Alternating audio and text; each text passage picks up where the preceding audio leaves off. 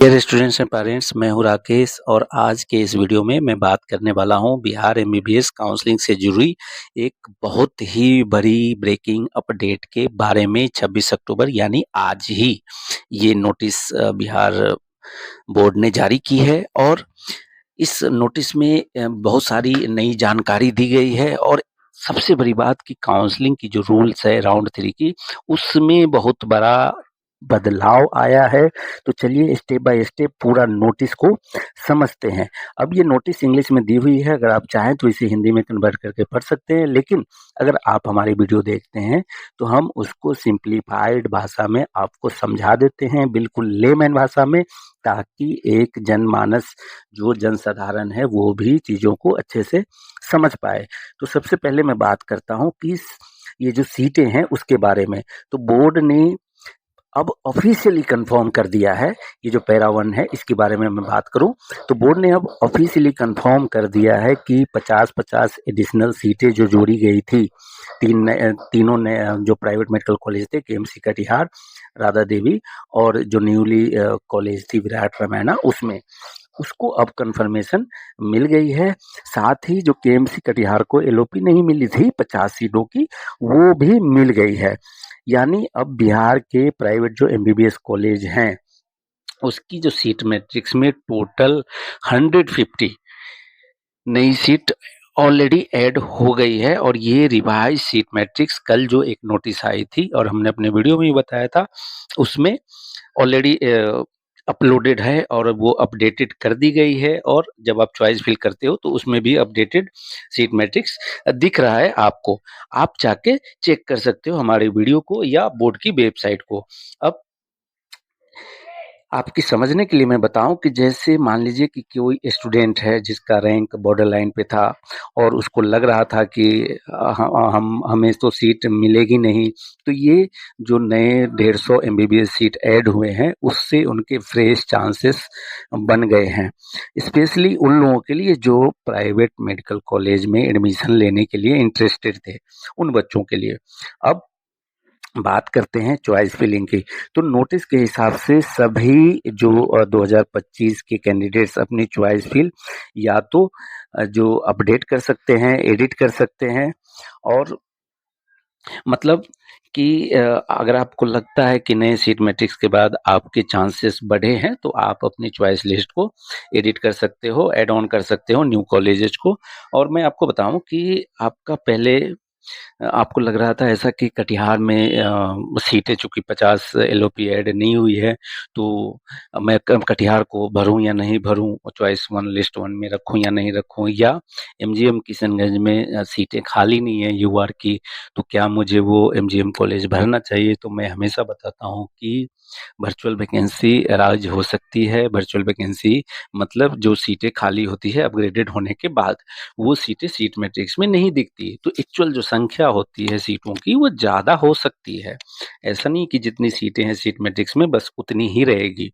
तो इसलिए आपको एमजीएम किशनगंज में फील करना चाहिए। अब जो नया कोर्ट ऑर्डर आया है उसके बारे में मैं बता दूं, जो कि पैरा 2 में लिखी हुई है। इसके बारे में, कोर्ट ऑर्डर्स के बारे में, कि ये जो नोटिस है उसमें पब्लिक नोटिस है, उसके अंदर सबसे इम्पोर्टेंट पार्ट ये है कि आपकी एलिजिबिलिटी चेंज हो गई है। अब जो राउंड 3 की जो काउंसलिंग थी उसकी पूरी एलिजिबिलिटी, इस पार्ट को आप देखेंगे पैरा 2 को, तो पूरी एलिजिबिलिटी ही चेंज कर दी गई है। पहले रूल ये था कि अगर आपको एमसीसी के ऑल इंडिया कोटा काउंसलिंग के राउंड 3 में कोई भी सीट अलॉट हो जाती थी, तो आप बिहार का जो राउंड 3 था, ठीक है, जो बिहार का राउंड 3 था उसमें आप पार्टिसिपेट नहीं कर सकते थे। ये एक रूल था। लेकिन अब कोर्ट का ऑर्डर आ गया और एमसीसी का डायरेक्शन भी आ गया इसके अंदर, ठीक है, जो यहाँ पे लिखा हुआ है।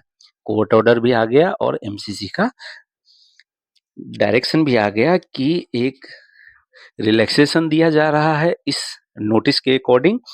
और रूल्स को पूरी तरीके से चेंज किया जा रहा है। अपडेटेड जो रूल आया है उसको मैं सिंप्लीफाइड भाषा में आपको बताऊं तो अगर कोई ऐसा कैंडिडेट है जिसको एमसीसी राउंड 3 में ऑलरेडी सीट अलॉट हो गई थी, अभी जो रिजल्ट आई थी उसमें, लेकिन उस बच्चे ने ज्वाइन नहीं किया, तो अब वो बिहार का जो स्टेट कोटा राउंड 3 है काउंसलिंग, उसमें पार्टिसिपेट कर सकता है। और इसके बारे में मैंने आपको अपने पहले वाले वीडियो में ऑलरेडी बता दिया था कि अगर आप ज्वाइन नहीं करते हो तब आप बिहार की जो राउंड 3 काउंसलिंग है उसमें पार्टिसिपेट कर सकते हो, और ये चीजें अभी क्लियर होके आ गई है। वो मामला उस समय कोर्ट में था और इसका रिवर्स भी वैलिड है। अगर आप बिहार में अलॉट हो जाता है आपको राउंड 3 में सीट, और आप वहाँ पे एडमिशन नहीं लेते हैं, तो आप ऑल इंडिया कोटे के थ्रू, एमसीसी के थ्रू भी आप सीट ले सकते हो। तो ये सारी चीज़ें रूल चेंज हो गई है, ये वाइस वर्सा रूल्स चेंज हुई है। अब एग्जाम्पल के लिए मैं आपको बता दूं कि देखिए, कोई स्टूडेंट है जिसको एमसीसी राउंड 3 में कोई डीम्ड कॉलेज अलॉट हो गया। अब आपको मालूम है कि डीम्ड कॉलेज का जो बजट है 1 सीआर प्लस होता है, तो लेकिन उसने एडमिशन नहीं लिया। अब क्या करेगा बच्चे ने सोचा कि नहीं, हमें तो बिहार का वेट करना है, तो बिहार का वेट करता है वो, और डीम्ड कॉलेज को स्किप कर देता है, एडमिशन नहीं लेता है। तो अब वो स्टूडेंट जो है, जो एप्लीकेंट था, वो बिहार के राउंड 3 में फ्रेश रजिस्ट्रेशन अगर करना चाहे तो फ्रेश रजिस्ट्रेशन कर सकता है, या पहले से रजिस्टर्ड कैंडिडेट है तो अपनी चॉइस फिल करके अपनी सीट अलॉट करवा सकता है। और ये रूल्स वाइस वर्सा है, ये मैं आपको बता दूं कि आप चाहे तो बिहार से ऑल इंडिया कोटे में जा सकते हो, ऑल इंडिया कोटे के से वापस बिहार में आ सकते हो। तो ये रूल्स वाइस वर्सा दिया गया है। अब नोटिस में ये भी लिखा गया है कि बाकी के जो टर्म्स एंड कंडीशन हैं, यहाँ पे पैरा 3 की जब मैं बात कर रहा हूँ, कि जो बाकी के जो टर्म्स एंड कंडीशन हैं वो सभी सेम रहेंगे, ठीक है, उसमें कोई चेंजेस नहीं होगा। यानी जो रजिस्ट्रेशन का प्रोसेस था, जो डॉक्यूमेंट वेरिफिकेशन होना है और रिपोर्टिंग की जो रूल्स है, वो सभी कुछ सेम रहेगा, वो सारी चीज़ें चेंजेस नहीं होने वाली। तो इस चीज़ का आपको ध्यान रखना है। और ये अपडेट उन स्टूडेंट्स के लिए गोल्डन अपॉर्चुनिटी है अभी भी, जिनके मार्क्स प्राइवेट कॉलेज के लिए वो देख रहे थे, या डीम्ड एमबीबीएस कॉलेज के लिए देख रहे थे, या कुछ ऐसे कैंडिडेट हैं जो गवर्नमेंट एमबीबीएस कॉलेज जिनको साउथ के स्टेट में अलॉट हो गया है, और वो बच्चा या बच्ची अब साउथ के कॉलेज में नहीं जाना चाहती और अपने बिहार में रहना चाहती है। तो उन बच्चों के लिए एक ये गोल्डन अपॉर्चुनिटी है, वो चाहे तो वेट कर सकते हैं और बिहार में अपनी किस्मत आजमा सकते हैं। लेकिन जो last date of joining all India कोटे की है वो 1 नवंबर है, जबकि जो बिहार का रिजल्ट है वो 2 नवंबर को आएगी। तो ये थोड़ा सा कंफ्यूजिंग मैटर हो गया है, तो ये आपके विवेक पे निर्भर करेगा। अब चूंकि प्राइवेट मेडिकल कॉलेज में 150 नई सीटें ऐड हो गई है, तो प्राइवेट कॉलेज में जो कट ऑफ है, ऐसा लग रहा था सभी को कि थोड़ा नीचे जाएगा, लेकिन वो नीचे नहीं जाने वाली। कटिहार की जो सीट है वो ऐड होने के बाद भी, क्योंकि जो ये फ्रेश रजिस्ट्रेशन वाली बात है, उस फ्रेश रजिस्ट्रेशन के कारण बहुत सारे बच्चे जिनको अपनी स्टेट में सीट नहीं मिली, उनको भी ये मौका मिल गया है। और कल तक बहुत सारे बच्चों ने कांटेक्ट नहीं किया था हमसे, लेकिन आज कई सारे बच्चों ने कांटेक्ट किया कि उनको बिहार में पार्टिसिपेट करना है, और जिनके मार्क्स लगभग टी के आसपास हैं, कई सारे बच्चे 250 वाले हैं, कई सारे बच्चे 200 वाले हैं, तो ये सारे बच्चे आ रहे हैं प्रेस रजिस्ट्रेशन करने के लिए बिहार में।